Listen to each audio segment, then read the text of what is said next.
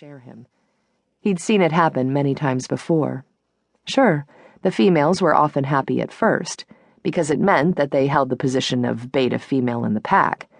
But once they realized the sacrifices that came with it, the ultimatum soon came. Your job or me. It was the same one that his mother had given to his father. And when his father had chosen his job, well, life became pretty shitty. If Dante's mate gave him that ultimatum, he could never make the same choice his father had made. He would have to give up his position as beta.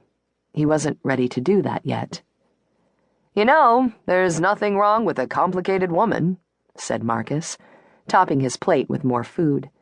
It was amazing that he was in such good shape when all he ever seemed to do was eat.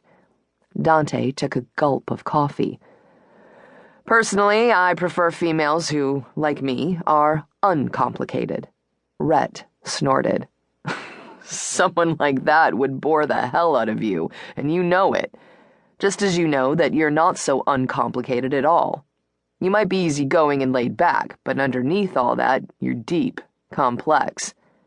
"That's Ryan you're describing," Dante gestured to the frowning wolf beside him, the only enforcer who wasn't joining in on the whole "let's irritate Dante today" thing.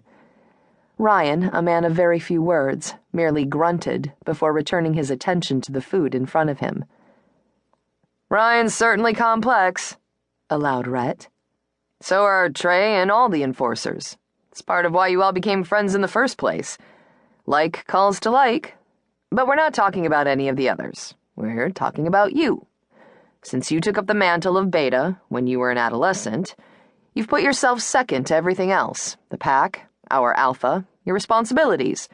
You're a workaholic of the worst kind. You need to find that work-play balance. You need to be as protective of yourself as you are of anyone else." Dante really wanted to punch Rhett. The guy was genuine, loyal, and he would give any of his packmates the shirt off his back. But he would also analyze their every move, take them apart, and find out what made them tick. It was the way his geeky, analytical mind operated. Annoyingly, he couldn't just allow people to have their problems.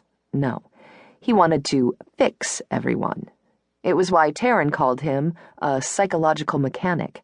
But Dante didn't need fixing. He was dedicated to his job, but he was not addicted to it. "Easy there, Dr. Freud. Are you also going to tell me I secretly wanted to have sex with my mom when I was growing up?" Rhett started to say something else, but Grace shot him a sharp look. He sighed. "Fine, shut down. It's only because you know I'm right.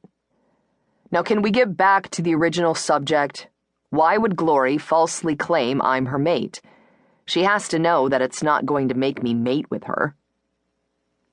"Maybe her pride stung because she'd expected to be more than a one-night stand, and she wants to cause trouble to get back at you," suggested Tao, the head enforcer. "But I told her before I even touched her that I didn't want anything more than that," Dante sighed. "Why would she expect more?" "Some people won't accept what they don't want to hear or see." Rhett's expression was genuinely sympathetic.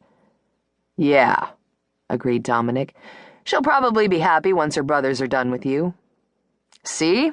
Agent of Satan." It wouldn't be the first time a gang of brothers had targeted Dante. At least this time, they weren't his own. "They're all big fuckers, you know." Trick's lips twitched into a smile. "I heard they're a crazy bunch, too. And I don't mean eccentric crazy. I mean we, the jury, find crazy. If I were you, well, I'd definitely be a little nervous." "Nervous of what?" asked Shia, as she entered the room and took a seat at the table. The red-headed female, who had been a close friend of Taryn's since childhood, had recently joined. Ordinarily, Trey didn't like adding newcomers to their relatively small pack of 16. In fact, with the exception of Taryn, it consisted of only those who had left their old one, the Bjorn pack, with Trey when he was banished. But he had accepted Shia at Taryn's request, and he had also allowed 2 members of the Bjorn pack to switch with Selma and Kirk when they left Phoenix. Trick smiled at Shia.